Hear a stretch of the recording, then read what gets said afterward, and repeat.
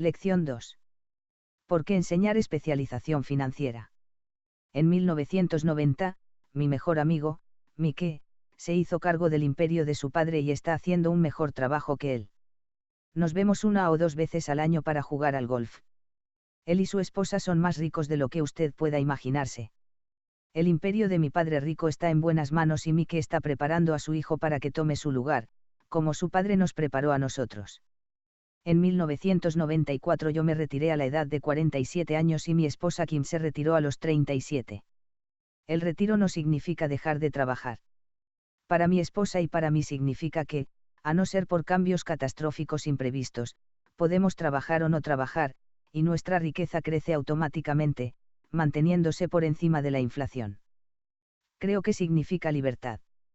Los activos son suficientemente grandes para crecer por sí mismos. Es como plantar un árbol. Lo riega usted durante varios años y un día ya no lo requiere más. Sus raíces han penetrado a una profundidad suficiente. A partir de entonces el árbol proporciona sombra para su disfrute. Mike escogió dirigir el imperio y yo escogí retirarme. Siempre que hablo con grupos de personas, a menudo me preguntan qué recomiendo o qué pueden hacer. ¿Cómo comienzan? ¿Existe algún buen libro que yo pueda recomendar? ¿Qué deben hacer para preparar a sus hijos? ¿Cuál es el secreto del éxito? ¿Cómo gané mis millones? Siempre me hacen recordar un artículo que recibí una vez y que sigue a continuación. El hombre de negocios más rico. En 1923 un grupo de nuestros líderes más grandes y hombres de negocios más ricos sostuvieron una reunión en el Hotel Edgewater Beach, en Chicago. Entre ellos estaba Charles Schwab, director de la compañía acerera independiente más grande del país, Samuel Insull, presidente de la compañía de servicios urbanos más grande del mundo, Howard Hobson, director de la compañía gasera más grande, y Bar Kreuger, presidente de International Match Cobalto, una de las compañías más importantes de la época, Leon Fraser, presidente del Bank of International Settlements, Richard Whitney, presidente de la Bolsa de Valores de Nueva York, Arthur Cotton y Jesse Livermore, dos de los especuladores bursátiles más importantes, y Albert Fall, un miembro del gabinete del presidente Harding. 25 años después, 9 de ellos, los listados anteriormente, acabaron como sigue. Schwab murió sin tener un centavo después de haber vivido durante 5 años de dinero prestado. Insull murió quebrado, viviendo en el extranjero. Kreuger y Cotton también murieron en bancarrota. Hobson se volvió loco. Whitney y Albert Fall acababan de salir de prisión. Fraser y Livermore se suicidaron. Dudo que alguien pueda decir qué ocurrió realmente a estos hombres. Si consideras la fecha, 1923, fue antes de que se derrumbara el mercado en 1929 y de que comenzara la Gran Depresión, lo que supongo que tuvo un gran impacto en esos hombres y sus vidas. Lo importante es esto: actualmente vivimos en tiempos de cambios más grandes y rápidos de los que esos hombres experimentaron. Sospecho que habrá muchos periodos a la alza y a la baja en los próximos 25 años, que serán similares a los altibajos que estos hombres enfrentaron. Me preocupa que demasiadas personas se enfoquen demasiado en el dinero y no en su riqueza más importante, que es su educación. Si las personas están preparadas para ser flexibles, mantienen la mente abierta y aprenden, se enriquecerán más y, más con los cambios. Si piensan que el dinero resolverá sus problemas, temo que esas personas tendrán problemas en el futuro. La inteligencia resuelve los problemas y produce dinero. El dinero sin inteligencia financiera se pierde rápidamente. La mayoría de las personas no se dan cuenta de que lo importante en la vida no es cuánto dinero ganas, sino cuánto dinero conservas. Todos hemos escuchado historias sobre personas pobres que se ganan la lotería, se vuelven ricos de repente y luego vuelven a ser pobres. Esas personas ganan millones y pronto vuelven al punto donde empezaron. O bien historias sobre atletas profesionales que a la edad de 24 años, están ganando millones de dólares al año, y que duermen debajo de un puente cuando tienen 34. Esta mañana en el diario, mientras escribo esto, se publica la historia de un joven jugador de baloncesto que hace un año tenía millones. Hoy en día señala que sus amigos, su abogado y su contador se quedaron con el dinero y ahora trabaja lavando automóviles a cambio del salario mínimo. Él tiene solo 29 años de edad. Fue despedido del servicio de lavado de autos porque se rehusó a quitarse el anillo de campeonato mientras limpiaba los automóviles, de manera que la historia se publicó en el diario. Él apela su despido, alega que se trata de una injusticia y de discriminación, y que el anillo es todo lo que le queda. Señala que si se lo quitan se derrumbará. En 1997 supe de muchas personas que se convirtieron en millonarios de manera instantánea. Se trata de los alegres años 20 otra vez. Y aunque me da gusto que las personas se enriquezcan cada vez más, debo advertirles que a largo plazo no importa cuánto gane usted, sino cuánto conserve, y durante cuántas generaciones. De manera que cuando a gente pregunta, ¿dónde comienzo?, o dígame cómo volverme rico rápidamente, a menudo se sienten muy desilusionados con mi respuesta. Simplemente les digo lo que mi padre rico me respondió cuando era un niño pequeño: si quieres ser rico, necesitas saber de finanzas. Si va usted a construir el edificio Empire State, lo primero que necesita hacer es cavar un agujero muy profundo y colar cimientos fuertes. Si va usted a construir una casa en los suburbios, todo lo que necesita es colar una losa de concreto de 6 pulgadas de espesor. La mayoría de la gente, en su camino a la riqueza, trata de construir un Empire State sobre una losa de concreto de 6 pulgadas. Nuestro sistema escolar, que fue creado en la era agraria, todavía cree en casas sin cimientos. Todavía se usan los pisos de tierra. De manera que los chicos se gradúan de la escuela prácticamente sin cimientos financieros. Un día, con insomnio y cubiertos de deudas en los suburbios, viviendo el sueño americano, deciden que la respuesta a sus problemas financieros consiste en encontrar la manera de hacerse ricos rápidamente. Comienza la construcción del rascacielos. Se eleva rápidamente y pronto, en vez del Empire State, tenemos la torre inclinada de los suburbios. Las noches en vela regresan. En lo que se refiere a Mickey y a mí durante nuestra edad adulta, ambas elecciones fueron posibles porque nos enseñaron a cimentar una base financiera fuerte cuando éramos tan solo unos niños. Ahora bien, la contabilidad es posiblemente la materia más aburrida del mundo. También puede ser una de las más desconcertantes. Pero si quieres ser rico a largo plazo, puede ser la materia más importante. La pregunta es, ¿cómo toma usted una materia aburrida y desconcertante y se la enseña a los niños? La respuesta consiste en hacerla más sencilla. Enséñela al principio por medio de imágenes. Mi padre rico cimentó una base financiera sólida para Mickey y para mí. Desde que éramos niños creó una manera sencilla de enseñamos. Durante años solo dibujó ilustraciones y usó palabras. Mickey y yo comprendimos los dibujos sencillos, la jerga, el movimiento del dinero, y más tarde, mi padre rico comenzó a añadir números. Actualmente Mickey ha avanzado hasta dominar análisis contables más complejos y sofisticados debido a que ha tenido que hacerlo. Él tiene un imperio de varios miles de millones de dólares que dirigir.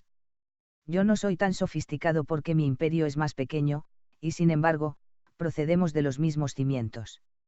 En las siguientes páginas le ofrezco los mismos dibujos sencillos que el padre de Mickey creó para nosotros. Aunque son sencillos, esos dibujos le ayudaron a guiar a 2 niños pequeños a construir grandes cantidades de riqueza sobre cimientos sólidos y profundos. Regla número 1. Usted debe saber la diferencia entre un activo y un pasivo, y debe adquirir activos. Si desea ser rico, eso es todo lo que necesita saber. Se trata de la regla número 1. Es la única regla verdadera. Esto puede sonar sencillo hasta el absurdo, pero la mayoría de las personas no tienen idea de cuán profunda es esta regla. La mayoría tiene problemas financieros porque no conoce la diferencia entre un activo y un pasivo. Los ricos adquieren activos. Los pobres y la clase media adquiere pasivos, pero ellos creen que son activos. Cuando mi padre rico nos explicó esto a Mickey y a mí, pensamos que estaba bromeando. Éramos casi adolescentes en espera del secreto para volvernos ricos, y esa era su respuesta. Era tan sencilla que tuvimos que detenernos durante mucho tiempo para pensar en ella. ¿Qué es un activo?, preguntó Mickey. No te preocupes por eso en este momento, respondió mi padre rico. Solo asimila la idea. Si puedes comprender la sencillez, tu vida tendrá un plan y será sencilla desde el punto de vista financiero. Es sencilla, y por eso la idea es pasada por alto. ¿Quieres decir que todo lo que necesitamos saber es que es un activo, adquirirlo y nos volveremos ricos?, pregunté. Mi padre rico asintió con la cabeza. Así es de sencillo. Si es así de sencillo, ¿por qué no es rico todo el mundo?, pregunté. Mi padre rico sonrió, porque la gente no sabe la diferencia entre un activo y un pasivo. Recuerdo haberle preguntado, ¿cómo pueden ser tan tontos los adultos? Si es tan sencillo, si es tan importante, ¿por qué no querría saberlo todo mundo? Mi padre rico se tardó solo unos cuantos minutos en explicar qué son los activos y qué son los pasivos. Como adulto, yo tengo dificultades para explicárselo a otros adultos. ¿Por qué? Porque los adultos son más listos. En la mayoría de los casos, la sencillez de la idea escapa a la mayoría de los adultos porque han sido educados de manera diferente. Han sido educados por otros profesionistas educados, como banqueros, contadores, agentes inmobiliarios, planificadores de finanzas, etc. La dificultad proviene de pedir a los adultos que desaprendan, o que se conviertan en niños nuevamente. Un adulto inteligente a menudo siente que prestar atención a definiciones simples es rebajarse. Mi padre rico creía en el principio que él llamaba KISS, que paiti simple estupid, manténlo sencillo, estúpido, de manera que lo expresó con sencillez para dos niños pequeños y eso le permitió crear los sólidos cimientos financieros. ¿Qué es lo que provoca la confusión? ¿O cómo es posible que algo tan simple pueda ser malentendido? ¿Por qué compraría alguien un activo que es en realidad un pasivo? La respuesta se encuentra en la educación básica. Nos enfocamos en la palabra educación y no en educación financiera. Lo que define algo como activo o como pasivo no son las palabras. De hecho, si desea usted terminar verdaderamente confundido, busque las palabras activo y pasivo en el diccionario. Sé que la definición puede sonar bien para un contador capacitado, pero para la persona promedio no tiene sentido. Sin embargo, nosotros los adultos a menudo somos demasiado orgullosos como para admitir que algo carece de sentido. Cuando éramos niños, mi padre rico dijo, lo que define a un activo no son las palabras sino los números. Si no puedes leer los números, no puedes distinguir un pasivo de un agujero en el suelo. En contabilidad, solía decir mi padre rico, lo que importa no son los números, sino lo que los números te dicen. Es como las palabras. Lo importante no son las palabras, sino la historia que las palabras te cuentan. Muchas personas leen, pero no comprenden mucho. A eso se le llama lectura de comprensión. Y todos tenemos diferentes capacidades en lo que se refiere a la lectura de comprensión. Por ejemplo, recientemente compré un nuevo reproductor de vídeos. Venía con un instructivo que explicaba la manera de programar el reproductor de vídeos. Todo lo que yo quería hacer era grabar mi programa de televisión favorito el viernes por la noche. Casi me volví loco al tratar de leer el manual. Nada en el mundo es más complejo para mí que aprender a programar mi reproductor de vídeos. Podía leer las palabras, pero no comprendía nada. Yo obtendría un 10 en reconocimiento de las palabras, pero un 5 en comprensión. Y de la misma forma ocurre con los estados financieros para la mayoría de la gente. Si deseas volverte rico, debes leer y comprender los números. Si escuché eso una vez, lo escuché miles de veces en labios de mi padre rico y también escuché, el rico adquiere activos y los pobres y la clase media adquieren pasivos. He aquí cómo distinguir la diferencia entre un activo y un pasivo.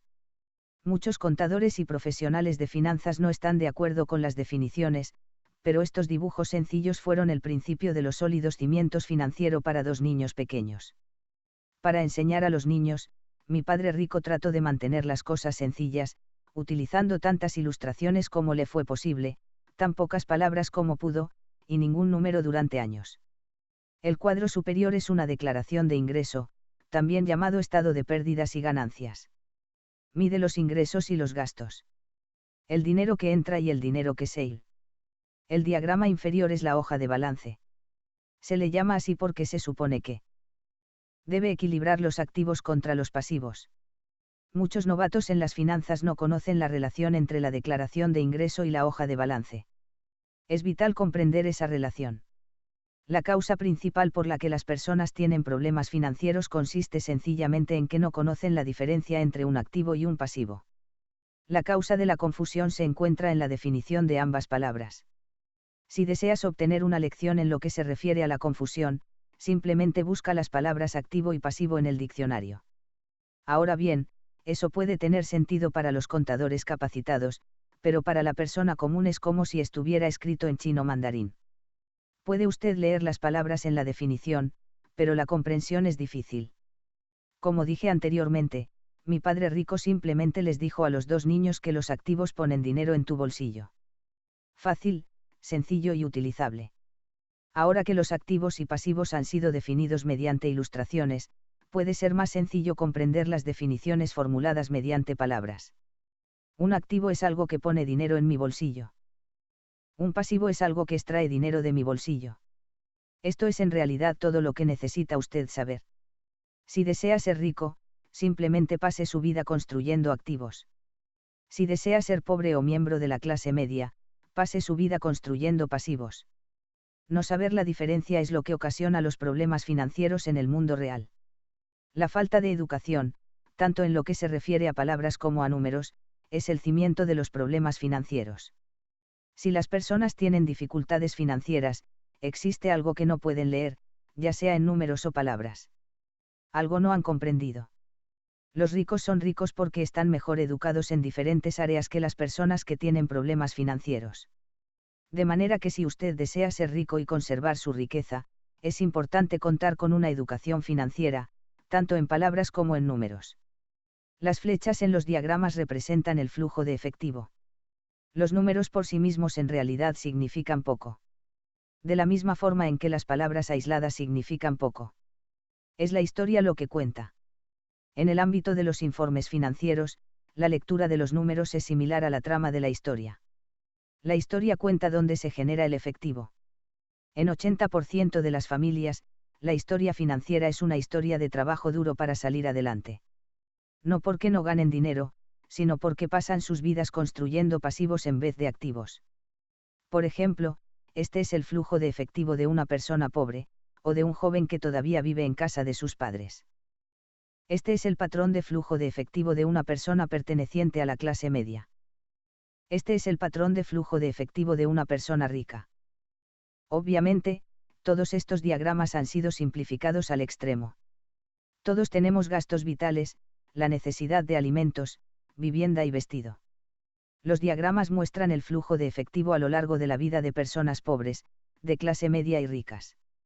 Es el flujo de efectivo lo que cuenta la historia.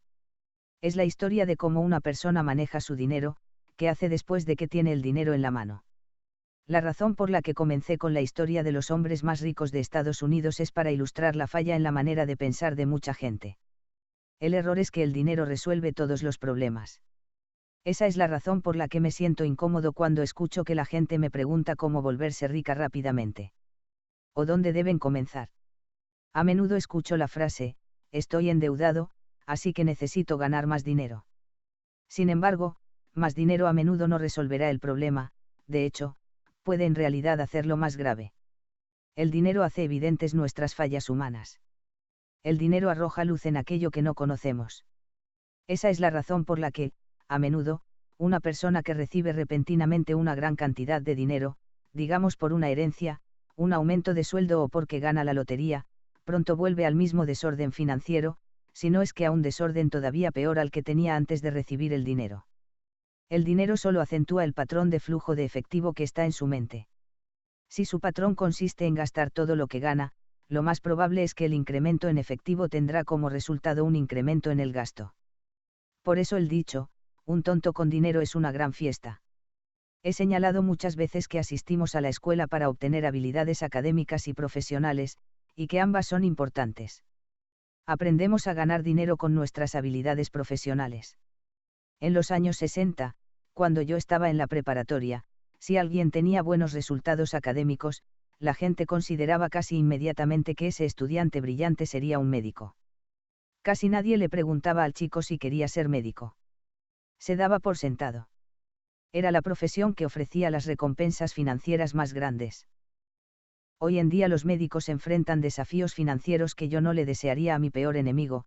Las compañías de seguros están asumiendo el control del negocio, los servicios de salud están siendo administrados, el gobierno interviene, se presentan demandas por negligencia médica, para nombrar algunos retos.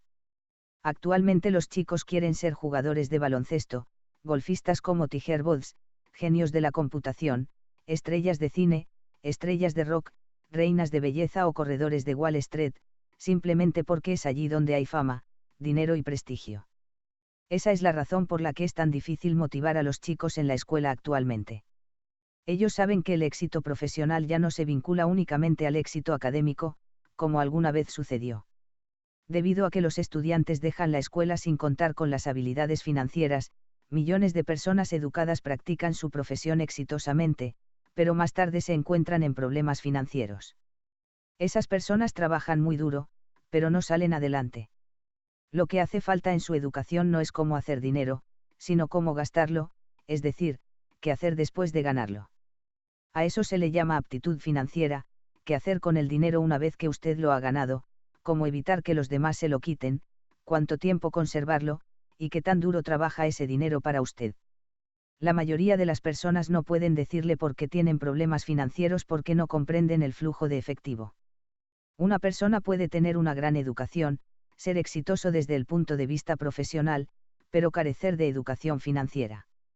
Esas personas a menudo trabajan más duro de lo que necesitan porque aprendieron cómo trabajar duro, pero no aprendieron la manera de hacer que el dinero trabaje para ellos.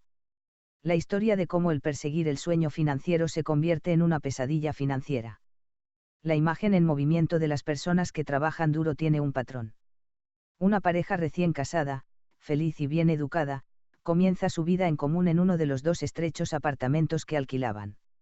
Inmediatamente se dan cuenta de que están ahorrando dinero porque dos personas pueden vivir con tan poco como una. El problema es que el apartamento es estrecho. Deciden ahorrar dinero para comprar la casa de sus sueños con el fin de tener hijos. Ahora tienen dos ingresos y comienzan a centrarse en sus carreras. Los ingresos comienzan a incrementarse. Conforme sus ingresos suben, sus gastos también suben. El gasto número uno para la mayoría de la gente consiste en los impuestos. Muchas personas piensan que es el impuesto sobre la renta, pero para la mayoría de los estadounidenses el impuesto más alto es el seguro social.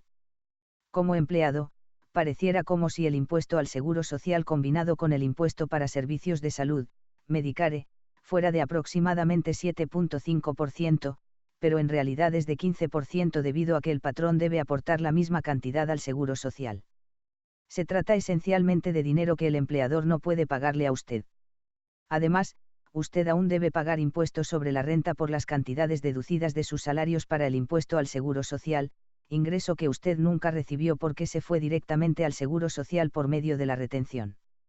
Entonces esos pasivos se incrementan. Esto queda demostrado de mejor manera si volvemos a la pareja joven.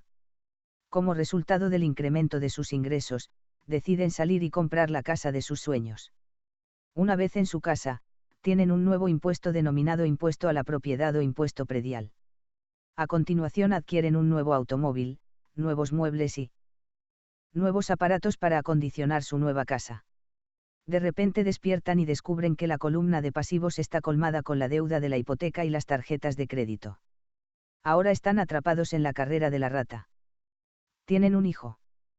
Trabajan más duro. El proceso se repite. Más dinero e impuestos más altos, porque suben de categoría impositiva. Les llega una tarjeta de crédito por correo. La utilizan. La saturan. La compañía acreedora les llama y les dice que su mayor activo es su casa, cuyo valor se ha apreciado.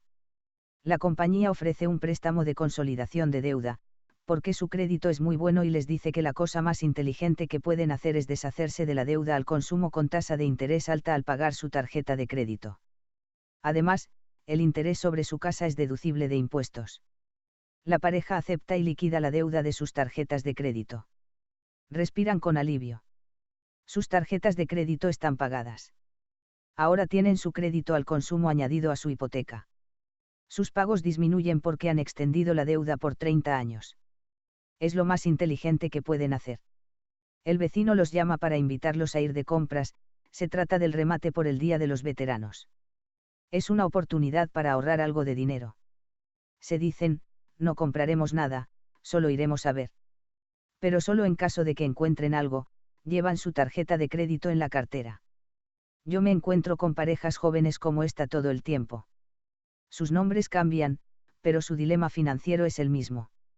Asisten a una de mis pláticas para escuchar lo que tengo que decir. Me preguntan, ¿puede usted decirnos cómo ganar más dinero? Sus hábitos de gasto les han llevado a buscar mayores ingresos. Ni siquiera saben que el problema realmente consiste en la manera que eligen para gastar el dinero que tienen y esa es la verdadera causa de sus problemas financieros. Son causados por su falta de educación financiera y por no comprender la diferencia entre un activo y un pasivo. Ganar más dinero rara vez resuelve los problemas de dinero de una persona. La inteligencia los resuelve. Hay un dicho que repite un amigo mío una y otra vez a personas endeudadas. Si descubres que estás en el hoyo, deja de cavar. Cuando era niño, mi padre a menudo nos decía que los japoneses conocían 3 poderes, el poder de la espada, de la joya y del espejo. La espada simboliza el poder de las armas. Estados Unidos ha gastado billones de dólares en armas y, debido a eso, cuenta con el poderío militar más grande del mundo. La joya representa el poder del dinero. Existe algo de verdad en el dicho, recuerda la regla de oro, quien tiene el oro hace las reglas. El espejo simboliza el poder del conocimiento de uno mismo. Ese conocimiento de uno mismo, de acuerdo con la leyenda japonesa, es el más valioso de los 3. Los pobres y la clase media a menudo permiten que el poder del dinero los controle. Simplemente al levantarse y trabajar más duro, dejan de preguntarse si lo que hacen tiene sentido, y el tiro les sale por la culata cada mañana. Al no comprender cabalmente el dinero, la gran mayoría de la gente permite que el impresionante poder del dinero los controle. El poder del dinero es utilizado en su contra. Si usaran el poder del espejo, se habrían preguntado a sí mismos, ¿tiene esto sentido? A menudo, en vez de confiar en su sabiduría interna, ese genio en su interior, la mayoría de las personas sigue a la multitud. Hacen las cosas porque los demás las hacen. Se conforman, en vez de cuestionar. A menudo repiten sin pensar lo que les han dicho, ideas como diversificar o tu casa es un activo, o tu hogar es tu inversión más importante, obtienes un respiro fiscal si incurres en más deuda, obtén un empleo seguro, no cometas errores, no corras riesgos. Se dice que el miedo a hablar en público es más grande que el miedo de mucha gente a morir. De acuerdo con los psiquiatras, el miedo a hablar en público es causado por el miedo al ostracismo, el miedo a destacar, el miedo a la crítica, el miedo al ridículo, el miedo a ser expulsado. El miedo a ser diferente impide que muchas personas busquen nuevas formas de resolver sus problemas. Esa es la razón por la que mi padre decía que los japoneses valoraban el poder del espejo como el más importante, porque es solo cuando los humanos se miran en el espejo que encuentran la verdad, y la principal razón por la que la mayoría de la gente juega a lo seguro es por miedo. Eso se aplica a todo, puede ser deporte, relaciones, carrera, dinero.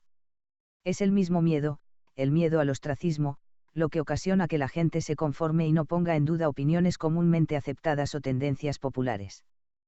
Tu casa es un activo.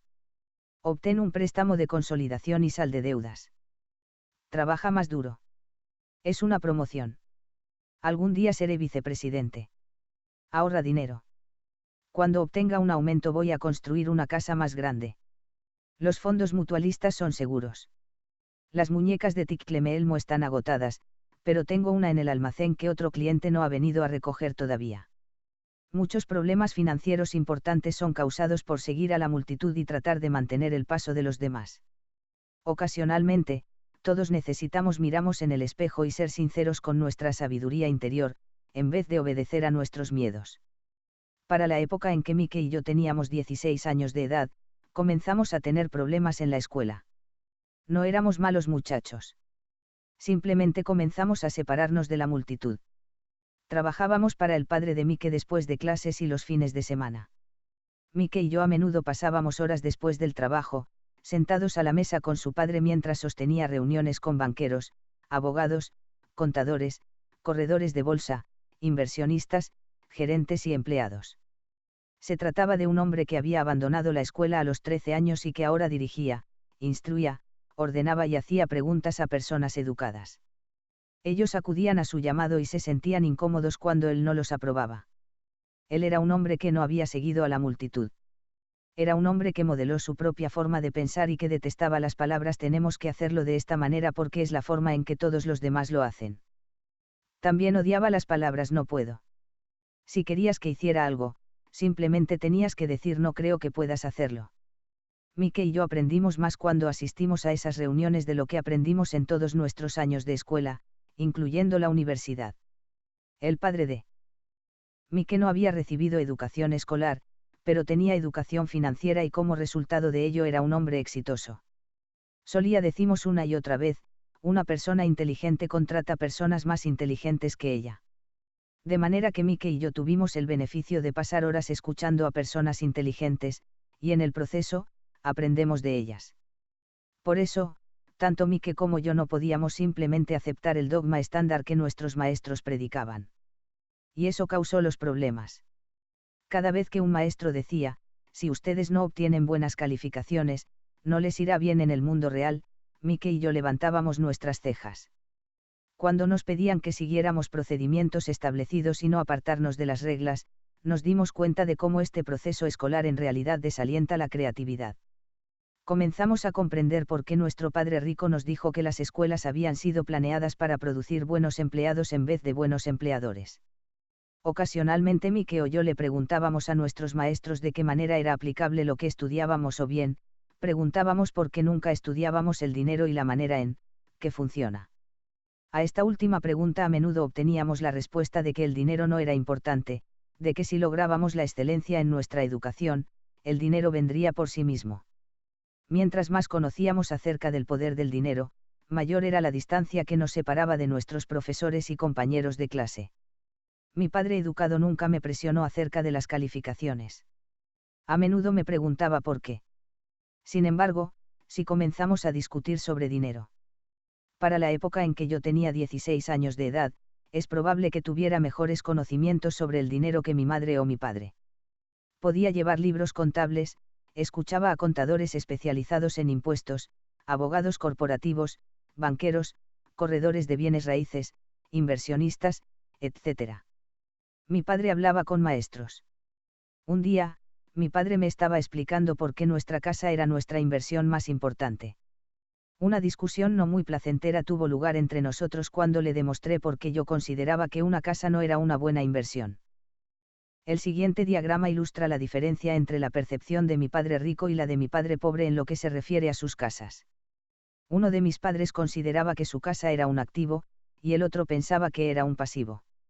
Recuerdo cuando dibujé el siguiente diagrama para mi padre, mostrándole la dirección del flujo de efectivo. También le mostré los gastos accesorios que trae aparejada la propiedad de una vivienda. Una casa más grande implicaba gastos más grandes, y el flujo de efectivo continuaba saliendo por la columna de gastos. En lo que se refiere a casas, señalo que la mayoría de las personas trabajan durante toda su vida para pagar una casa de la que nunca serán dueños. En otras palabras, la mayoría de las personas compra una casa nueva cada cierto número de años y en cada ocasión contratan un nuevo préstamo a 30 años para pagar la anterior. 2. Aun cuando las personas reciben una deducción de impuestos por el interés de sus pagos hipotecarios, deben pagar todos los demás gastos con los dólares que quedan después de pagar impuestos. Eso ocurre incluso después de liquidar su hipoteca. 3. Impuestos a la propiedad o prediales. Los padres de mi esposa quedaron impactados cuando el impuesto a la propiedad de su casa llegó a $1,000 por mes. Eso ocurrió después de su retiro, por lo que el incremento afectó su presupuesto de jubilación y se vieron obligados a mudarse. 4. El valor de las casas no siempre se incrementa. En 1997 todavía tengo amigos que deben $1 millón por una casa que hoy en día solo podrían vender por $700,000. 5. Las pérdidas más grandes son las relacionadas con las oportunidades no aprovechadas. Si todo su dinero está amarrado a su casa, es posible que usted deba trabajar más duro debido a que su dinero continúa saliendo por la columna de los gastos, en vez de agregarse a la columna de los activos, de acuerdo con el clásico patrón de flujo. Hoy en día todavía me cuesta trabajo aceptar que una casa no es un activo y sé que para muchas personas constituye un sueño, así como su inversión más importante y ser propietario de su casa es mejor que no ser propietario de nada. Simplemente ofrezco una forma alternativa de considerar este dogma popular. Si mi esposa y yo estuviéramos a punto de comprar una casa más grande e impresionante, nos daríamos cuenta de que no sería un activo sino un pasivo, dado que extraería dinero de nuestro bolsillo. De manera que el siguiente es el argumento que esgrimo. En realidad no espero que la mayoría de las personas estén de acuerdo con él porque pensar en una linda casa es algo emocional. Y en lo que se refiere al dinero, las emociones fuertes tienden a disminuir la inteligencia financiera. Sé por mi experiencia personal que el dinero tiene la manera de dotar a cada decisión de un cariz emocional. de efectivo de la clase media. Si una pareja joven pusiera más dinero en la columna de activos en una etapa más temprana, sus últimos años serían más fáciles, especialmente cuando se preparan para enviar a sus hijos a la universidad. Sus activos habrían crecido y estarían disponibles para ayudar a cubrir los gastos. Frecuentemente una casa solo funciona como un vehículo para contraer un préstamo hipotecario o para pagar por los gastos crecientes. En resumen, el resultado final de tomar la decisión de ser dueño de una casa es demasiado caro en lugar de comenzar desde temprano un portafolio de inversión, en lo que se refiere al efecto sobre el individuo, en al menos las siguientes 3 maneras. 1. Pérdida de tiempo, durante el cual otros activos hubieran incrementado su valor. 2. Pérdida de capital adicional, que hubiera podido ser invertido en vez de pagar los gastos de mantenimiento relacionados directamente con la casa. 3. Pérdida de educación. A menudo las personas consideran su casa, sus ahorros y su plan para el retiro como todo lo que tienen en la columna de activos. Dado que no tienen dinero para invertir, simplemente no invierten. Esto tiene un costo en lo referente a su experiencia de inversión. La mayoría nunca se convierte en lo que en el mundo de las inversiones se conoce como un inversionista sofisticado y generalmente, las mejores inversiones se venden primero a los inversionistas sofisticados, quienes a continuación dan la vuelta y las venden a las personas que están jugando a lo seguro. No estoy diciendo que usted no debe adquirir una casa. Lo que digo es que es preciso comprender la diferencia entre un activo y un pasivo. Cuando deseo tener una casa más grande, debo primero comprar los activos que generarán el flujo de efectivo para pagar por la casa. La declaración financiera personal de mi padre educado muestra de mejor manera la vida de una persona que está inmersa en la carrera de la rata. Sus gastos parecen, siempre mantener el paso de sus ingresos y nunca le permiten invertir en activos. Como resultado, sus pasivos, como su hipoteca y sus deudas por tarjeta de crédito, son más grandes que sus activos. La siguiente ilustración vale 1000 palabras. Por su parte, la declaración financiera personal de mi padre rico refleja los resultados de una vida dedicada a invertir y reducir los pasivos. Una revisión de la declaración financiera personal de mi padre rico muestra por qué los ricos se vuelven más ricos. La columna de activos genera más ingreso del necesario para cubrir los gastos, y el sobrante es reinvertido en la columna de activos. La columna de activos continúa creciendo y, por lo tanto, el ingreso que produce crece con él. El resultado, el rico se vuelve más rico. La clase media se encuentra en un estado constante de dificultades financieras. Su ingreso primario es por medio de salarios y conforme se incrementan los salarios, también lo hacen los impuestos. Sus gastos tienden a incrementarse al mismo ritmo que el incremento de sus salarios, de allí la frase la carrera de la rata. Los miembros de la clase media manejan su hogar como su principal activo, en vez de invertir en activos que produzcan ingreso. El patrón de considerar su casa como una inversión y la filosofía de que un incremento de sueldo significa que usted puede comprar una casa más grande o gastar más dinero es la base de la sociedad actual, sumida en deudas. Este proceso de gasto cada vez mayor empuja a las familias a contraer deudas más grandes y a padecer mayor incertidumbre financiera, a pesar de que puedan estar progresando en sus empleos y recibiendo incrementos de sueldo de manera regular. Es una vida de alto riesgo causada por una mala educación financiera. La pérdida masiva de empleos de los años 90, la reducción en el tamaño de las empresas, ha traído a la luz cuán tambaleante es la clase media desde el punto de vista financiero.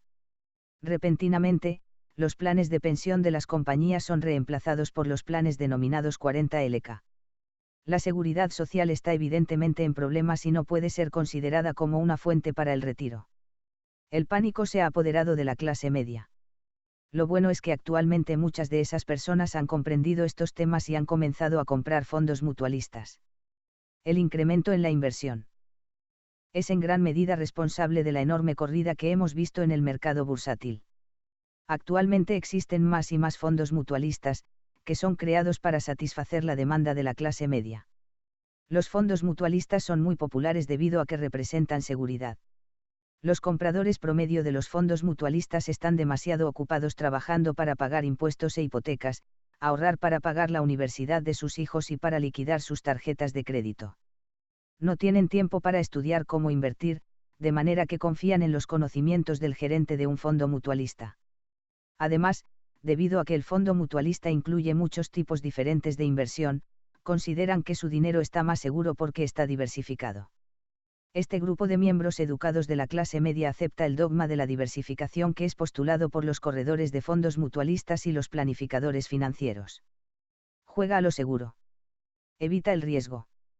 La verdadera tragedia es que la carencia de educación financiera previa es lo que crea el riesgo que encaran las personas promedio de la clase media. La razón por la que tienen que jugar a lo seguro es debido a que sus posiciones financieras son débiles, en el mejor de los casos. Sus hojas de balance no están balanceadas. Están cargados de pasivos, sin activos reales que generen ingreso. Generalmente su única fuente de ingresos es su cheque de sueldo. Su subsistencia depende completamente de su empleador. De manera que cuando se presentan las verdaderas oportunidades de la vida en los negocios, estas personas no pueden sacar provecho de la oportunidad. Deben jugar a lo seguro, simplemente porque están trabajando muy duro, sus impuestos están al máximo y están cargados de deudas. Como dije al inicio de este capítulo, la regla más importante consiste en saber la diferencia entre un activo y un pasivo. Una vez que usted comprende la diferencia, debe concentrar sus esfuerzos en solo adquirir activos que generen ingresos. Esa es la mejor manera para comenzar el camino a la riqueza. Siga haciendo eso y su columna de activos continuará creciendo. Enfóquese en mantener bajos los pasivos y los gastos. Esto hará que usted tenga disponible más dinero para continuar agregándolo a la columna de activos. Pronto la base de activos será tan profunda que usted podrá considerar inversiones más especulativas. Inversiones que tienen rendimientos de 100% al infinito. Inversiones que convierten $5,000 en $1 millón o más. Inversiones que la clase media considera demasiado arriesgadas.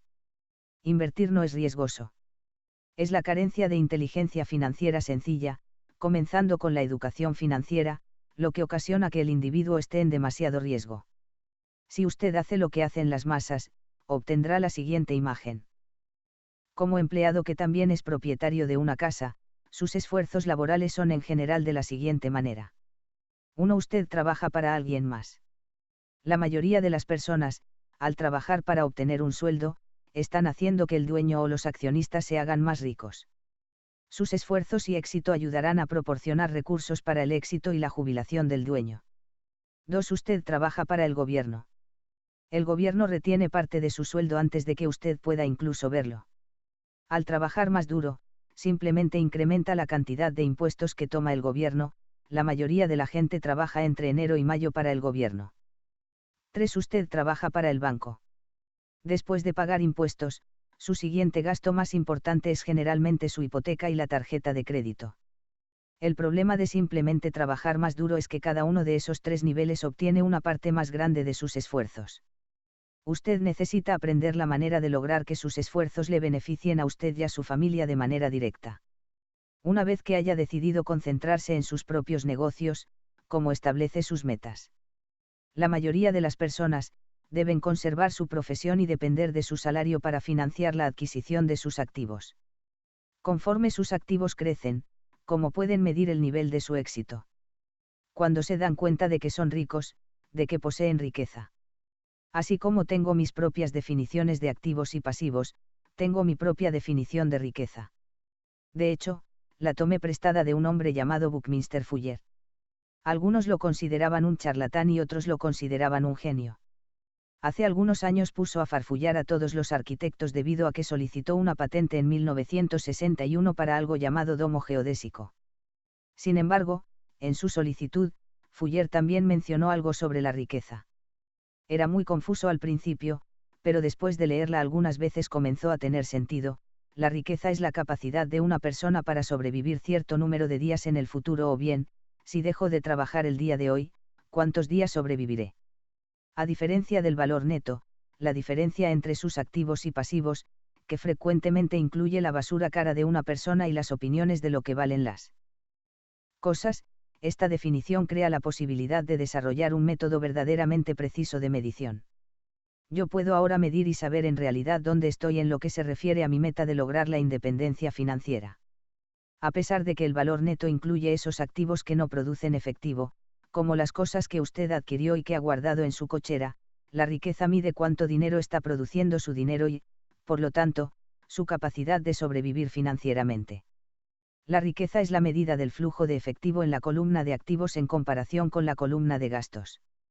Utilicemos un ejemplo. Digamos que tengo un flujo de efectivo de mi columna de activos de $1,000 al mes. Y tengo gastos mensuales de $2,000. ¿Cuál es mi riqueza? Volvamos a la definición de Buckminster Fuller, utilizando su definición, ¿cuántos días podría yo sobrevivir? Tomemos un mes de 30 días. De acuerdo con esa definición, tengo suficiente flujo de efectivo para sobrevivir medio mes. Cuando logre un flujo de efectivo de $2,000 al mes de mis activos, entonces comenzaré a tener riqueza. De manera que a pesar de no ser rico, tengo riqueza. Ahora tengo un ingreso generado por mis activos cada mes que cubre completamente mis gastos mensuales. Si deseo incrementar mis gastos, debo primero incrementar el flujo de efectivo de mis activos para mantener este nivel de riqueza. Advierta usted que es en este punto que yo no dependo más de mi sueldo. Me he enfocado y he tenido éxito en construir una columna de activos que me ha hecho independiente desde el punto de vista financiero. Si renuncio a mi empleo el día de hoy, sería capaz de cubrir mis gastos mensuales con el flujo de efectivo de mis activos. Mi siguiente meta sería reinvertir el exceso del flujo de efectivo de mis activos en la columna de activos. Mientras más dinero vaya a esta columna, más crecerá mi columna de activos. Mientras más crezcan mis activos, más crecerá mi flujo de efectivo. Y mientras yo mantenga mis gastos por debajo del flujo de efectivo de esos activos, me haré más rico, con más y más ingreso proveniente de otras fuentes distintas a mi trabajo físico. Conforme continúa este proceso de reinversión, estoy en camino de convertirme en rico. La definición verdadera de rico depende de quién la formula. Usted nunca puede ser demasiado rico. Solo recuerde esta observación sencilla: los ricos adquieren activos. Los pobres solo tienen gastos. La clase media construye pasivos que piensa que son activos. Entonces, ¿cómo puedo comenzar a ocuparme de mis propios negocios? ¿Cuál es la respuesta? Escuche usted al fundador de McDonald's.